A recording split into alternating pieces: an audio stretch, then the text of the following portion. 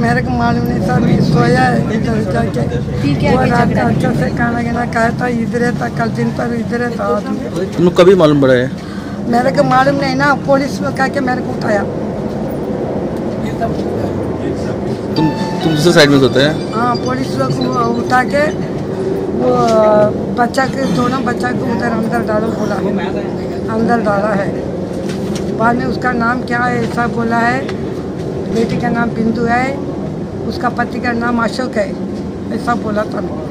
मेरे को मालूम नहीं, मेरे का क्या पुलिस को उठाए। और सकाळी 2:30 वरांचेर एक अशोक कुमार म्हणून एक मनीस जो वेर्ना जुवारी नगरान रावता, तो बिर्ला आउटपोस्टाचेर तेणें इन्फॉर्मेशन दिली की राती सादारण 1 ते 1:30 वरांचेर तेजी बायले कडेन केस्तांव जावन तेच्या नंतर रागाच्या भरान तेणें गळो दामून तिजो जीव घेतलो म्हणून।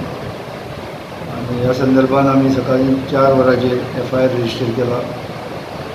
अशोक कुमाराक सद्या ताब्यान घेवन इंटरोगेशन चालू आसा तेजी।